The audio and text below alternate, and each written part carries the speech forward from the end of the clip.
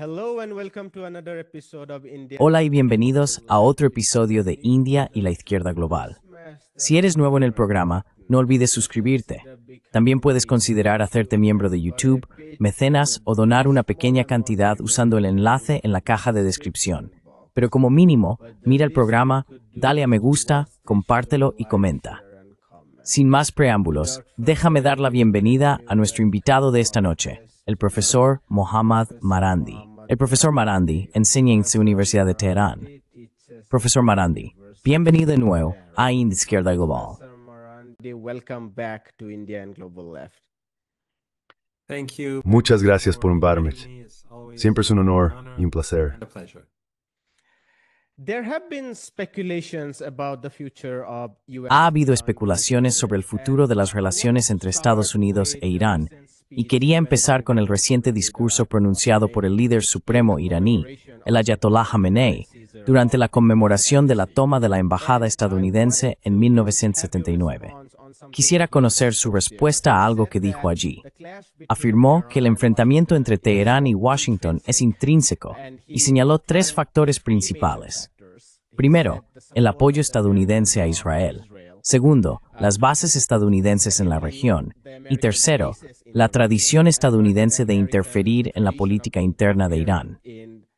Lo que me llamó la atención fue que no mencionó las negociaciones nucleares, que suelen ser el marco dominante en los medios de comunicación convencionales.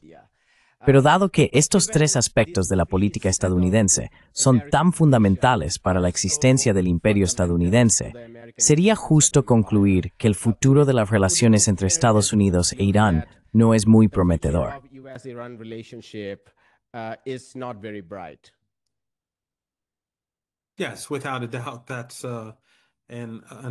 Sí, sin duda, esa es una conclusión apropiada no solo por lo que dijo hoy, sino por casi 5 décadas de interacción entre Irán y Estados Unidos, o por los actos de agresión que los estadounidenses han llevado a cabo contra el país. En cuanto a la toma de la embajada, siempre ha habido un debate en Irán sobre los pros y los contras de lo que hicieron los estudiantes en aquel momento. Algunas de las personas que en realidad tomaron la embajada más tarde se convirtieron en liberales y reformistas. Y a veces, cuando se pronuncian o argumentan a favor de mantener lazos con Estados Unidos, sus críticos les dicen: no fuimos nosotros quienes tomamos la embajada, fuisteis vosotros. It wasn't us who took over the embassy, it was you. But I think on the whole, regardless of how the Pero creo que, en general, independientemente de cómo se vean los 444 días en que el personal de la embajada fue retenido en Irán, o los rehenes, como les gusta llamarlos en Occidente, ocurrieron muchas cosas durante ese periodo. Y creo que es discutible si se tomó o no el curso de acción correcto. Pero la toma de la embajada en sí, cuando se la observa en el contexto de aquella época, resulta bastante comprensible. El Shah había huido del país. Había matado a muchísimas miles de personas en Teherán y también a muchas otras fuera de la capital.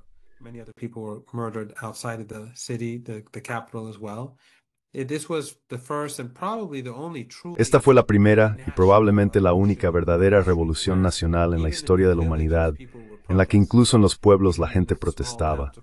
Incluso en las pequeñas ciudades de todo el país había manifestaciones diarias mes tras mes. Fue algo bastante único, y creo que aún lo es. Así que él había asesinado a muchísimas personas.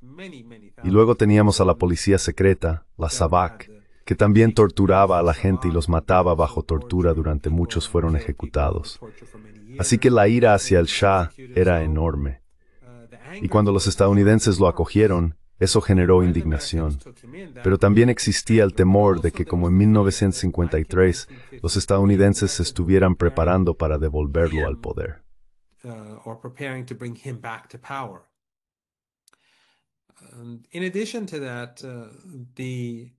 Además de eso, los iraníes sentían que, en general, sin el Shah, Estados Unidos intentaba socavar el país. Había pruebas contundentes de que los estadounidenses trataban de hacer trampas, enfrentar a distintos grupos entre sí, ayudar a crear disturbios en todo el país y también alentar a los separatistas a atacar las instituciones del Estado. Pero creo que el problema más inmediato fue el hecho de que Estados Unidos dio refugio al Shah, y el Shah era un asesino en masa.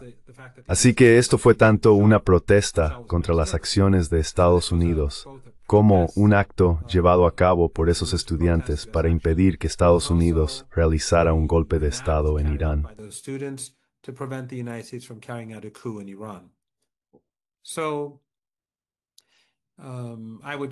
Así que lo compararía con, si uno quiere usar algo que la gente más joven pueda recordar más fácilmente, lo compararía con Ucrania y con cómo Estados Unidos llevó a cabo un golpe en el Maidán, un golpe que finalmente condujo a la destrucción del país y a la guerra con Rusia.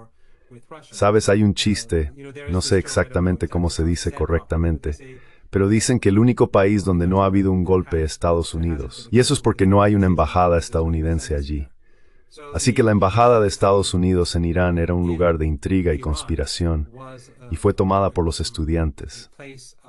Ahora bien, de nuevo, se podría decir que fue un acto legítimo, pero podrían haber liberado al personal de la embajada después de 2 meses, después de 1 mes, después de 3 meses. Tal vez sí, tal vez no.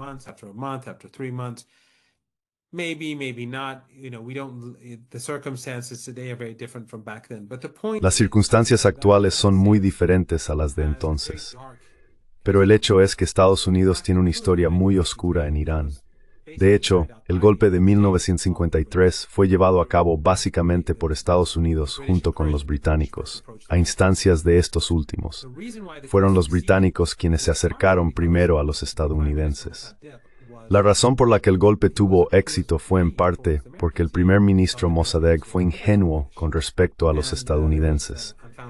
Pensaba que los estadounidenses eran diferentes de los británicos y depositó en ellos una confianza infundada. También hubo otros problemas. Marginó a muchas partes de la coalición que lo llevó al poder y se aisló. Pero eso es otro asunto. En cualquier caso, muchos veían a Estados Unidos como algo distinto a las potencias imperiales europeas.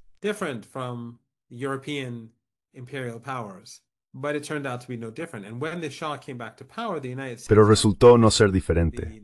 Y cuando el Shah volvió al poder, Estados Unidos ayudó a crear la temida SAVAK. De hecho, Estados Unidos tomó el control de casi todo en el país. Había decenas de miles de asesores estadounidenses muy bien pagados. Los iraníes compraron enormes cantidades de armas a Estados Unidos, pero las de alta tecnología estaban controladas por los estadounidenses. A los iraníes no se les permitía reparar los F-14 ni realizar ningún mantenimiento importante en la tecnología clave estadounidense, a pesar de que la habían comprado y poseían. Mientras tanto, Irán era en gran medida un país empobrecido. Alrededor del 40% de los iraníes en el momento de la revolución eran analfabetos. En otras palabras, la gran mayoría era analfabeta.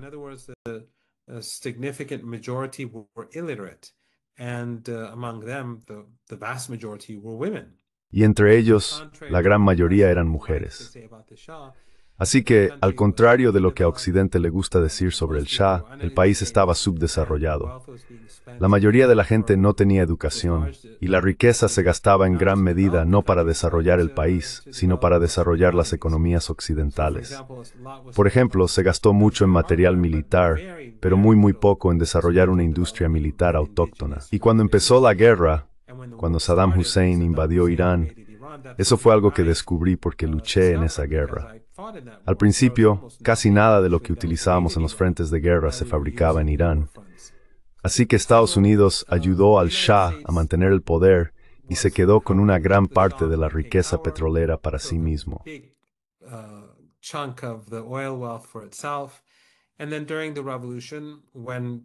Y luego, durante la revolución, cuando el Shah y su ejército estaban ametrallando a la gente en las calles, especialmente después del Viernes Negro, una masacre particularmente horrible que tuvo lugar en Teherán aquel día, Jimmy Carter habló con el Shah al día siguiente y le dijo, le apoyamos plenamente. Así es la historia de Estados Unidos.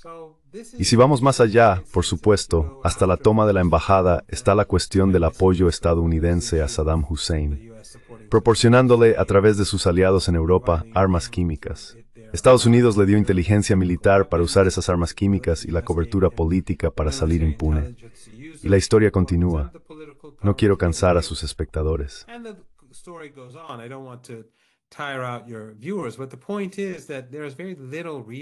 Pero el caso es que hay muy pocas razones para creer que vaya a haber algún cambio en la relación entre Irán y Estados Unidos, a menos que se produzca un cambio drástico en Estados Unidos, lo cual no es imposible, pero no es algo que nadie espere. Así que por el momento seguirá siendo más o menos lo que vemos. Y cada vez que hemos tratado con Estados Unidos, nos han engañado. Hemos negociado con ellos y alcanzado acuerdos en el pasado en numerosas ocasiones. Y cada vez Estados Unidos traicionó a Irán, absolutamente todas las veces.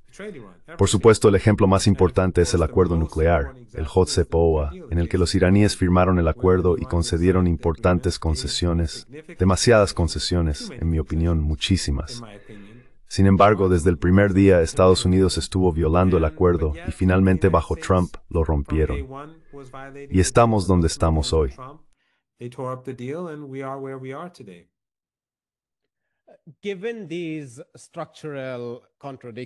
Dadas estas contradicciones estructurales, el apoyo a Israel, la presencia del imperio estadounidense simbolizada por sus bases militares y la larga tradición de Estados Unidos de inmiscuirse en los asuntos internos, dadas estas diferencias irreconciliables, ¿cuáles son los términos y condiciones desde una perspectiva iraní respecto a las conversaciones nucleares, que constituyen una pieza central de las negociaciones de las que oímos hablar en las noticias? Estamos recibiendo informes contradictorios. Se habló de una carta oficial enviada a Irán. Inicialmente, Press TV informó que no habían confirmado la recepción de dicha carta, pero Al Jazeera citó recientemente a la portavoz iraní Fatemeh Mohajerani, diciendo que Irán ha recibido una carta oficial de Estados Unidos, aunque no sabemos qué contiene.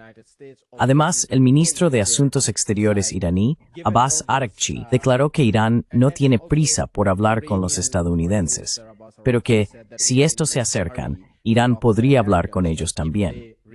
¿Cuál es entonces la importancia de las conversaciones con Estados Unidos desde el punto de vista iraní?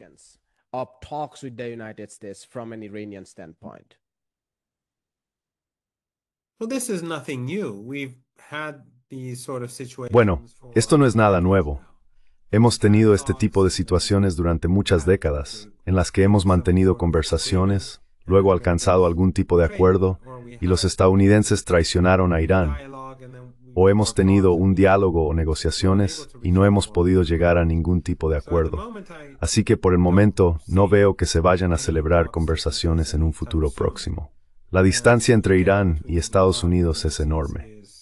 Podría surgir en el futuro una oportunidad para negociaciones indirectas, pero eso no resolverá el problema. El problema se remonta a lo que decía antes. Cuando uno observa, por ejemplo, lo que el líder ha dicho hoy sobre la injerencia en los asuntos internos de otros países, Estados Unidos apoya a grupos terroristas que han matado a muchos miles de personas en Irán.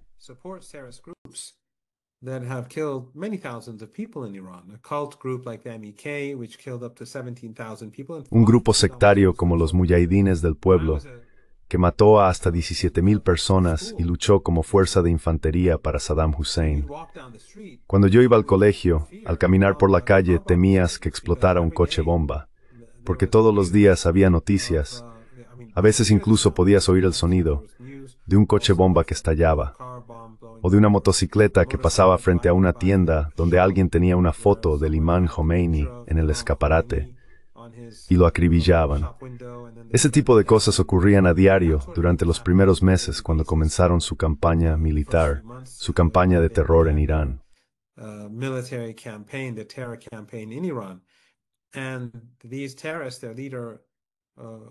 Y estos terroristas, su líder huyó a Francia, luego establecieron una base en Irak y abrieron oficinas por toda Europa y Norteamérica bajo distintos nombres. Aunque al principio fueron declarados una organización terrorista, algo parecido a ISIS y Al-Qaeda, como Jolani, que fue el líder de Al-Qaeda y cofundador de ISIS, quien masacró a tanta gente, ahora es un amigo cercano de Estados Unidos. Siempre lo fue, al menos en lo que a mí respecta, desde que era el jefe de Al-Qaeda en Siria y un aliado de Estados Unidos. Pero lo mismo ocurría con los MEK. Financiaron distintas organizaciones terroristas, no solo una. Han llevado a cabo ataques a lo largo de la frontera con Pakistán y en los últimos meses han asesinado a varias personas.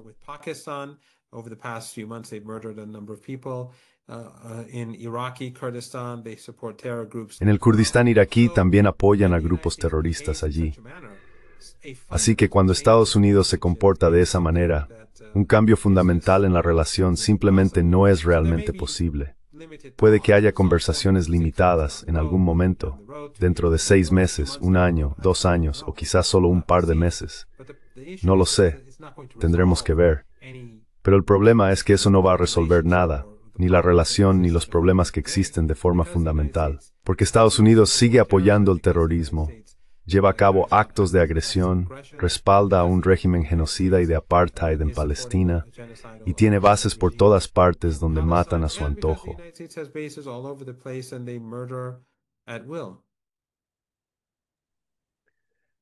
I want to have your thoughts on Quisiera conocer tu opinión sobre algo que dijo Ismail Baghil, el portavoz del Ministerio de Asuntos Exteriores de Irán. Creo que se relaciona con parte de tu análisis en nuestro programa anterior. Recientemente afirmó que ahora existe un consenso regional en torno a 2 puntos principales. Primero, que Israel es la principal amenaza en esta región. Y segundo, que debería existir un marco regional de cooperación. Uno que vaya más allá de los antiguos marcos, marcados por divisiones y por la centralidad del imperio, para garantizar la seguridad de la región frente a la amenaza israelí. ¿Podrías desarrollar tus ideas al respecto? ¿Qué tipo de cambios hemos visto desde el inicio del genocidio a gran escala tras el 7 de octubre, en términos de seguridad regional en Asia Occidental? Creo que eso aportaría mucha claridad a nuestros espectadores en todo el mundo. That would bring a lot of clarity for our viewers across the globe.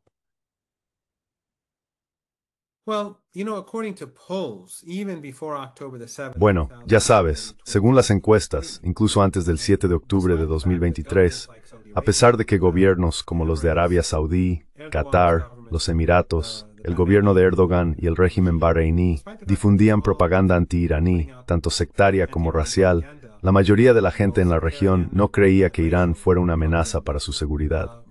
Según encuestas occidentales realizadas por encuestadores occidentales, creían que la amenaza era Israel. Los gobiernos querían que el público lo percibiera así, y esa era la narrativa gubernamental en todos los países que he mencionado. También en Turquía, aunque de una manera diferente a, digamos, Bahrein.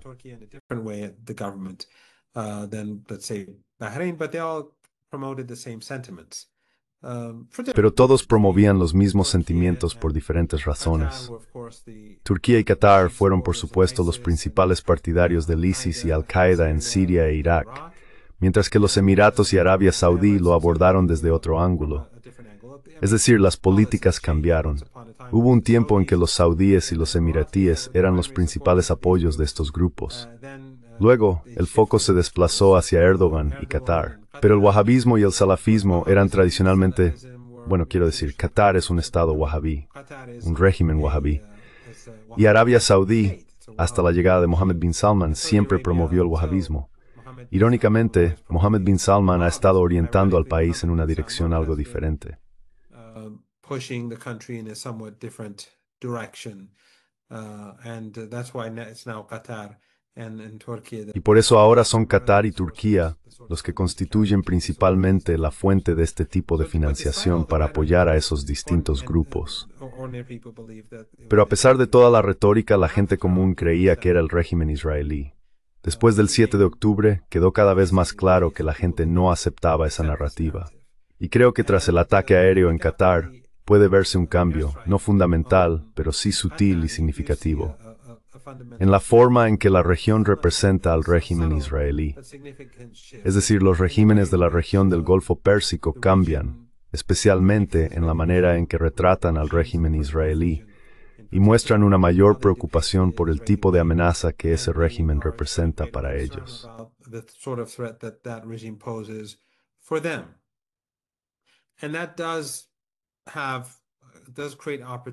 Y eso sí crea oportunidades para mejorar las relaciones con Irán. Pero otro cambio que también observamos, y no tengo claro hasta qué punto se remonta en la historia, en la región del Golfo Pérsico, es que ha habido un cambio significativo de actitud hacia Irán, hacia Hezbollah, hacia Ansar Allah, y la hostilidad que promovían Al Jazeera, Al Arabiya y otros medios de comunicación. Esa hostilidad, que durante muchos años tuvo un éxito relativo, en algunos casos se ha atenuado, en otros no. Pero la gente sobre el terreno, la gente de a pie, como se suele decir, su estado de ánimo, su visión hacia Irán, Hezbollah y el eje de la resistencia han cambiado sustancialmente.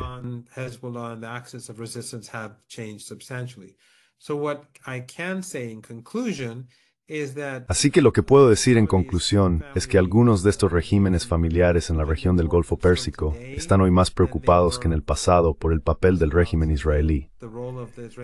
Sus poblaciones nunca vieron realmente a Irán, la mayoría de ellas como una amenaza, pero ahora su atención se dirige cada vez más contra el régimen israelí. Las actitudes hacia Irán y la resistencia han cambiado sustancialmente. No es algo universal, ni mucho menos, pero ha habido un cambio en toda la región. El Golfo Pérsico es un tanto singular en ese sentido, porque se trata de estados muy controlados, dictaduras en las que los gobiernos ejercen un fuerte control sobre todo lo que se dice y se escribe dentro de sus países, especialmente en Qatar y en los Emiratos. Qatar and the Emirates.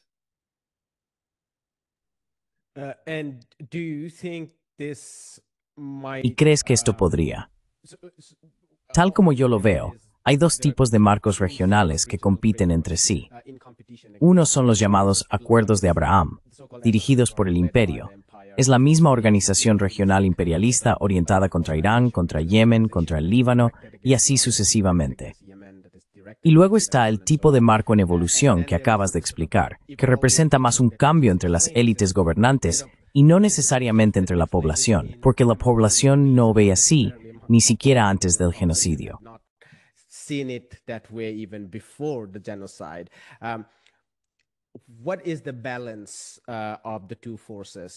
¿Cuál es el equilibrio entre las dos fuerzas? ¿Sería suficiente, dado que hay un alto el fuego oficial en Palestina? ¿Sería suficiente para mantener ese impulso y permitir que evolucione un marco regional genuino, o se recaería en algo similar a los Acuerdos de Abraham? Se habla de que el príncipe saudí apoya, o no, los Acuerdos de Abraham en ausencia de una viabilidad real para la creación de un Estado palestino. Y llegaremos a Palestina, pero basta con decir aquí que no estamos viendo ningún tipo de resolución real en Palestina. ¿Cuál es tu percepción sobre hacia dónde se inclinará el equilibrio entre estos marcos en el futuro?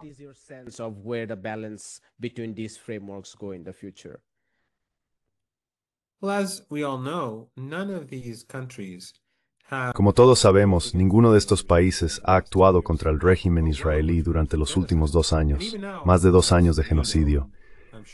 Y aún ahora, como sabes, y estoy seguro de que la mayoría de tus espectadores también lo saben, porque son muy conscientes políticamente, el genocidio no ha cesado. Cada día matan a más palestinos. Cada día matan a ciudadanos libaneses. Esta oleada asesina no se ha detenido, y probablemente volverá a empezar en un futuro no muy lejano.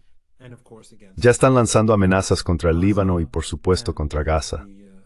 Los acontecimientos en Cisjordania son profundamente inquietantes. La limpieza étnica se ha acelerado. Ayer mismo, 2 palestinos fueron asesinados en Cisjordania. Uno de ellos era un niño, un adolescente. Y se están haciendo amenazas contra Irak e Irán. Así que este régimen asesino sigue matando.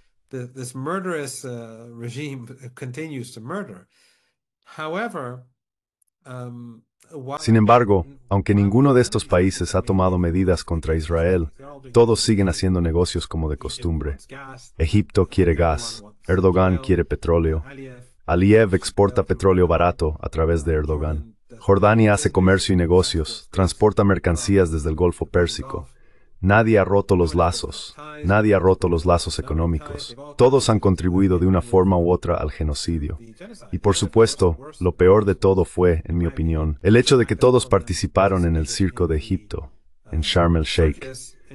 Básicamente blanquearon el genocidio de Trump. Le dieron un pase después de todo lo que había hecho y aceptaron algo que traicionó al pueblo palestino.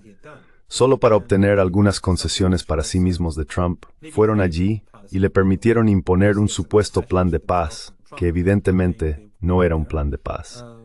Los palestinos, por supuesto, han actuado con mucha inteligencia. The Palestinians, of course, have played it very smart. Hamas and its allies have responded to this fake peace plan. Hamas y sus aliados respondieron a este falso plan de paz de una manera que impidió a Trump aprovechar la oportunidad para aislarlos.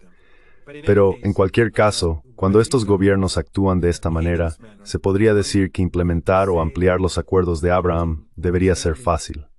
Sin embargo, no creo que ese sea realmente el caso. Se comenta que se está presionando a Siria para que acepte los acuerdos de Abraham. Y como dijiste, Trump dijo que cree que lo harán. Creo que aludías a lo que Trump dijo hace unas horas, que Arabia Saudí aceptará sin un Estado. Me parece muy difícil que eso ocurra porque la ira y la indignación en toda la región, Asia Occidental, África del Norte, son enormes. West Asia, North Africa is enormous. And we don't know how stable. Y no sabemos cuán estables son realmente muchos de estos países, ni cuánto control tienen en realidad. Porque cuando comenzó la primavera árabe, o el despertar, nadie pensó que la región se volvería inestable. Bueno, muy poca gente lo hizo. Yo estaba en un seminario en Beirut, en un evento del Conflicts Forum con Flint Leverett y Alastair Crooke, y estábamos discutiendo que el centro no podía sostenerse, que las cosas podrían empezar a desmoronarse.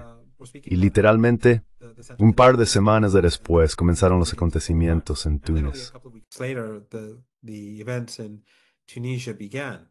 But most people, almost everyone, Pero la mayoría de la gente, casi todo el mundo, creía que las cosas estaban tranquilas. Hoy ocurre lo mismo. Hay indignación y la situación económica en toda la región no es buena. Y quién sabe lo que está ocurriendo bajo la superficie en las distintas sociedades. Así que cuanto más presione el régimen israelí y cuanto más genocidio cometa, especialmente cuando hay un alto el fuego, porque cuando hay un alto el fuego, eso genera una nueva ola de ira cuando empiezan a violarlo, reanudando el genocidio. Las personas que ahora odian al régimen a sí mismas, bueno, al menos se detuvo. Pero si vuelve a empezar, genera una nueva ola de ira, un tipo de ira diferente.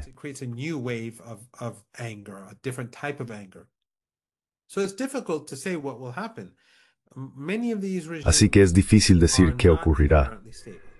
Muchos de estos regímenes no son inherentemente estables. Pueden parecer estables, pero no lo son. Cualquier cosa podría pasar. Creo que sus líderes lo reconocen, o al menos deberían hacerlo, y eso los hace muy cautelosos. Aunque bajo la presión de Estados Unidos o por miedo, no redujeron las relaciones ni rompieron los lazos con el régimen israelí, ni detuvieron el comercio, lo cual fue una gran traición al pueblo palestino. Porque si Turquía, Jordania, Ekfor, Lorale betuber den Laia Bayan Torsmeint, y der spurkst, Amber will board más fácil but ser outspurts that are lasses. It would have been much easier to convince other countries to break off ties. African countries, Latin American countries. Países africanos, países latinoamericanos, países del movimiento de los no alineados. Pero cuando no hacen nada, entonces el incentivo para los demás, bueno, desaparece. El único país que realmente está dando mucha importancia al asunto es Colombia, al otro lado del mundo. Si el presidente colombiano fuera el presidente de Turquía, quizá las cosas habrían sido diferentes. O si fuera el rey de Jordania o el gobernante de los Emiratos. Pero no creo que, dadas las circunstancias que he mencionado, vaya a ser fácil para nadie avanzar hacia el fortalecimiento de los llamados acuerdos de Abraham, o unirse a los acuerdos de Abraham, y salir impune de ello, o al menos sentirse seguro de que puede hacerlo.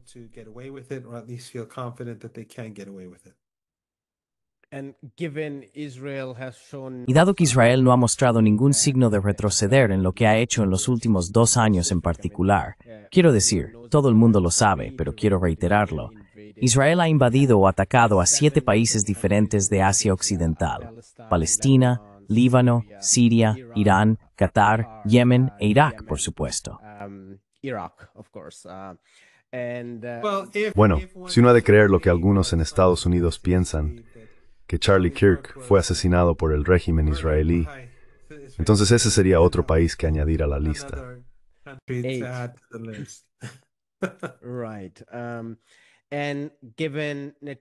Exacto. Y dado que Netanyahu acaba de reiterar, creo que fue ayer, o quizá el día anterior, que Ansar Allah en Yemen representa una amenaza existencial para Israel y que estamos comprometidos a exterminar a Ansar Allah, a lo que el portavoz de Ansar Allah respondió, diciendo que Yemen prefiere la acción directa. Estamos viendo un enfrentamiento en Líbano, no solo entre Hezbollah e Israel, sino ahora incluso entre el ejército libanés e Israel, tras las incursiones israelíes en las provincias del sur del Líbano. Y estamos viendo lo mismo en Siria, ya que las fuerzas israelíes se están concentrando cerca de Damasco. Así que todos en Asia Occidental deben tener en cuenta que un marco regional común, uno que incluya, como dijo el ministro de Asuntos Exteriores omaní al-Busadi, a Irak, Irán, Yemen y Líbano, sería fantástico.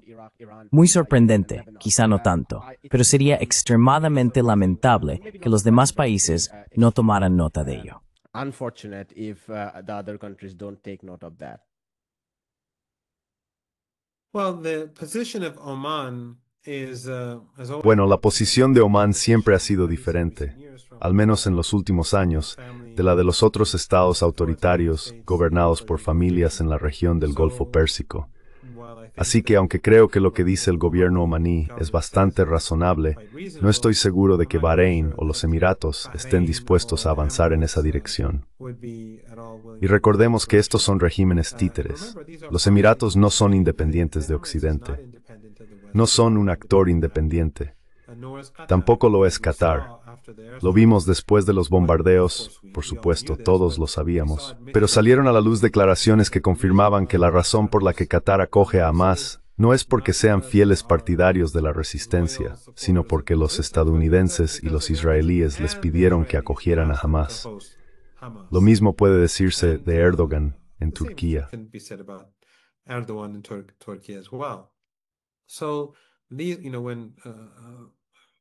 Así que cuando Qatar gasta dinero en Siria, lo hace a instancias de Estados Unidos, en coordinación con Estados Unidos.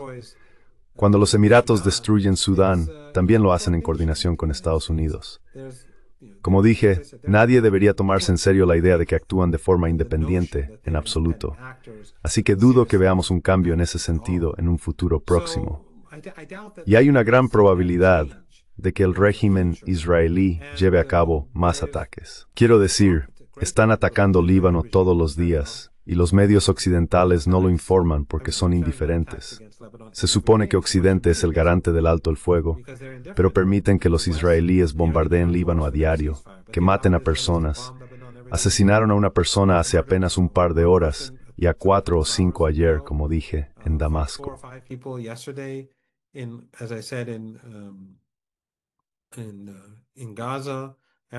Y en Gaza, cada día están matando a un gran número de personas y no permiten que entren alimentos ni medicinas. Así que estamos en una situación muy inestable. Pero no veo que estos países se alejen de Estados Unidos, porque al final del día la cuestión es que estos países están ligados a Occidente, están ligados a Estados Unidos. Ya sea para derrocar al gobierno sirio, enfrentar al gobierno del Líbano con Hezbollah, o imponer un nuevo gobierno en el Líbano mediante la intimidación, detrás de todo esto está Estados Unidos. Y todo se hace para reforzar y promover los intereses del régimen israelí. Estos gobiernos simplemente no tienen la soberanía, la capacidad ni la posibilidad de enfrentarse a Estados Unidos.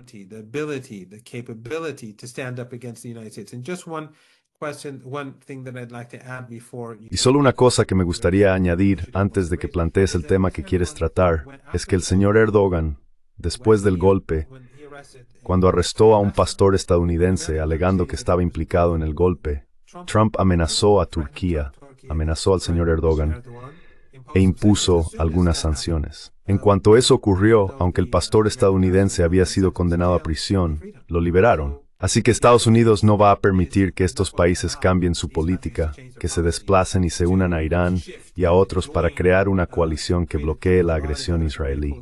Eso no va a suceder. Sin embargo, el aumento del temor que ha surgido, en parte como resultado de la agresión israelí contra Qatar, ha provocado algunos cambios sutiles.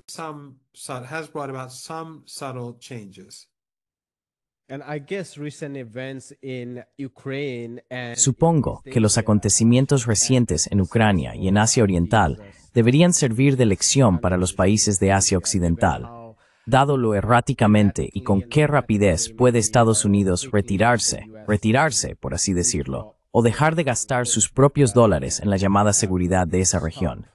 Estoy hablando de Europa en relación con Rusia. Y estamos viendo un tipo de crisis similar en Asia Oriental, donde países como Japón y Corea del Sur han sido arrastrados a la órbita del imperio, siempre con la promesa de que su seguridad está garantizada por formar parte de él. Y ahora, de repente, Estados Unidos amenaza con retirarse, extrayendo todo lo que puede de estos estados.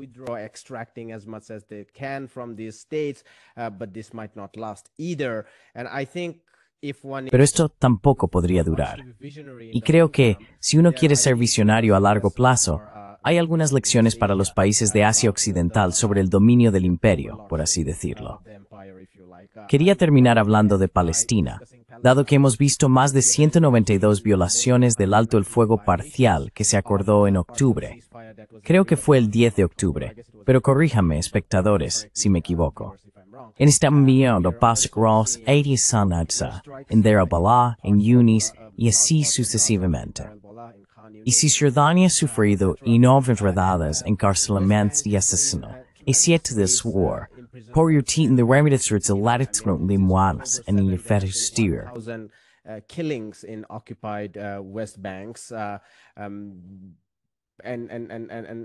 Y más de 10.000 personas están desplazadas en la Cisjordania ocupada.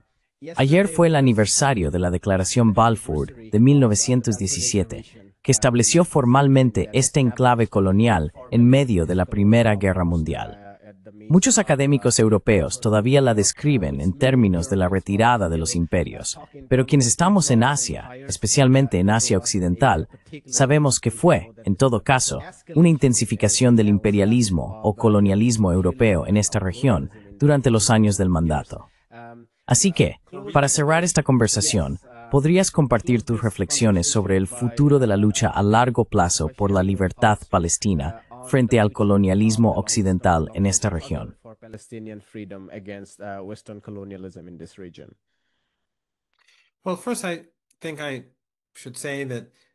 Bueno, primero creo que debo decir que tienes razón. Los países de Asia Occidental deberían aprender de los acontecimientos en Europa y en Asia Oriental, pero esas élites aprenden despacio, y parte de ello se debe a que están profundamente ligadas a Occidente. Sus hijos van allí de vacaciones, estudian allí, tienen casas allí, y estoy seguro de que hay muchos Epsteins que poseen todo tipo de información sobre sus hijos, sus padres, y cada generación que llega al poder. Tienen toda la información que necesitan.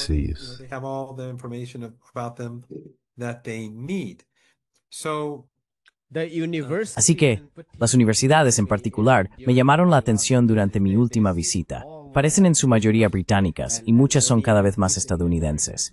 Incluso algunos de los nombres, este Sussex, aquel Sussex, suenan muy ingleses o escoceses.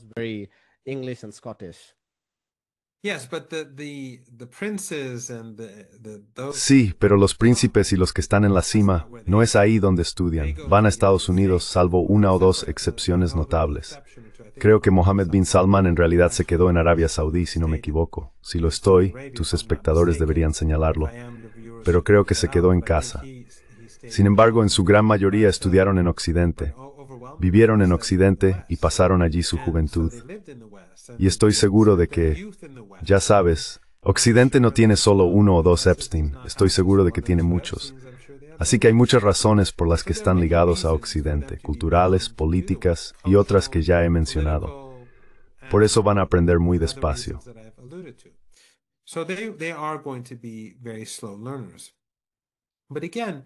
I feel, and this Pero de nuevo siento, y esta es mi respuesta a tu pregunta, que se avecina un terremoto y que este statu quo no puede continuar. Estados Unidos está en declive, el imperio está en declive, está reaccionando con violencia, volviéndose más peligroso. Pueden bombardear Irak, pueden atacar Irán, pueden atacar Venezuela. Trump puede romper el acuerdo con China y volver a iniciar alguna política arancelaria insensata dentro de 2 semanas. Puede aceptar reunirse con el presidente Putin en algún lugar y luego, una semana después, puede cambiar de opinión. El imperio se comporta de una manera muy errática y es por el declive. Es como una persona que se está ahogando y se agarra a cualquier cosa que pueda tocar para salvarse. Así que es un momento muy peligroso, pero está en declive. Y el régimen israelí está ligado a Occidente. And the Israeli regime is bound to the West. It exists with Western support. The support that it gets Existe gracias al apoyo de Occidente. El respaldo que recibe cada año asciende a decenas de miles de millones de dólares, directa e indirectamente.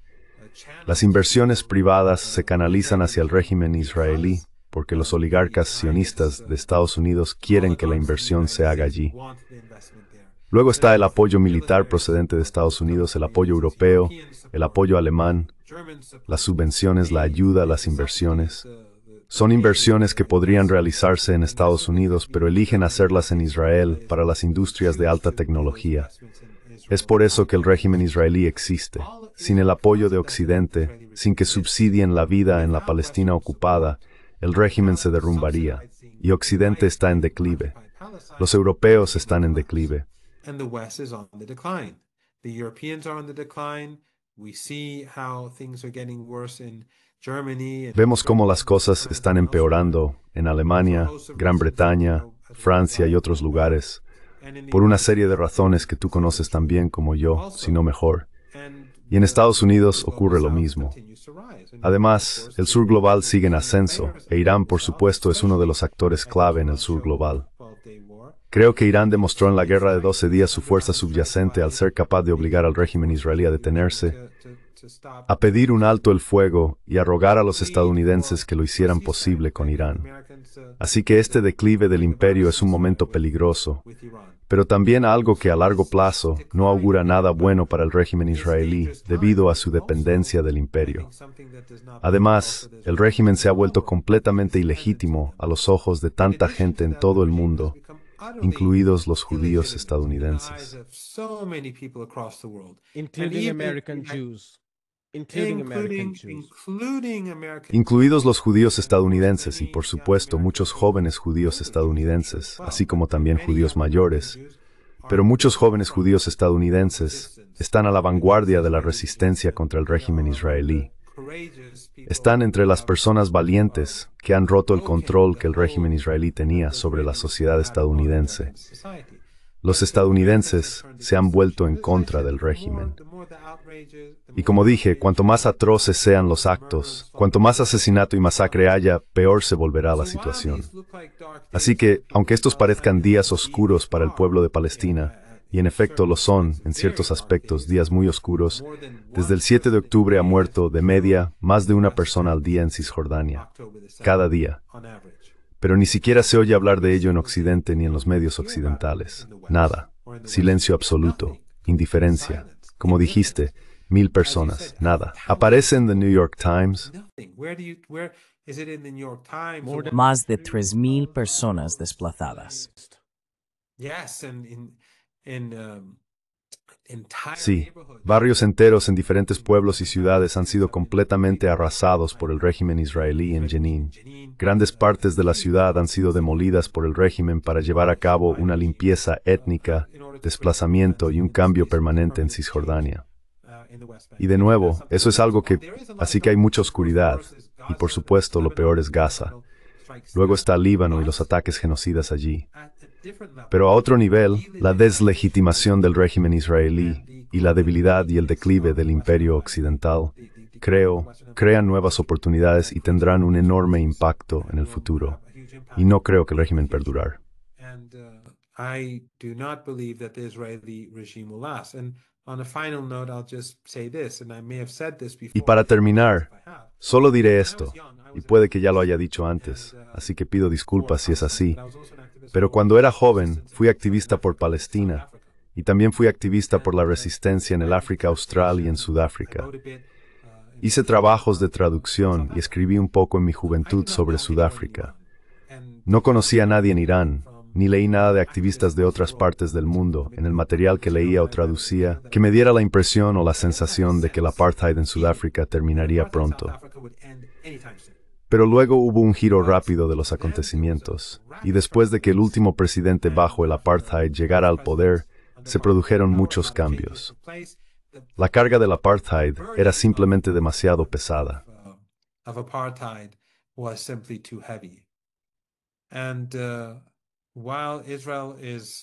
Y aunque Israel es querido, muy querido, por Occidente, y muy influyente en Occidente a través de los oligarcas sionistas y los cultos como los sionistas cristianos y los sionistas judíos, creo que el futuro es muy oscuro para el régimen israelí. Así que aunque estamos atravesando tiempos oscuros en Asia Occidental, y la gente en todo el mundo está deprimida, y bueno, no deberían estar deprimidos, pero están profundamente entristecidos por lo que ven.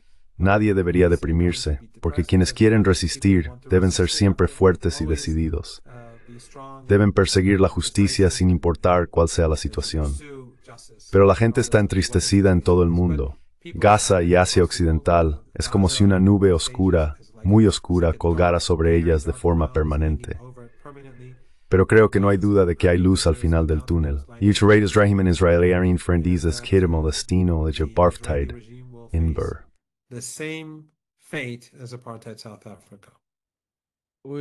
Lo dejamos aquí, profesor Marandi. Ha sido un placer tenerle con nosotros. Muchas gracias por su tiempo. Muchas gracias por invitarme. For inviting me. Hi, my name is Ayushman. Hola, me llamo Ayushman. Junto con Mudyar Jyotishman, hemos creado esta plataforma. Durante los últimos 2 años, hemos intentado generar contenido para las fuerzas de izquierda y progresistas. Hasta ahora hemos entrevistado a economistas, historiadores, comentaristas políticos y activistas.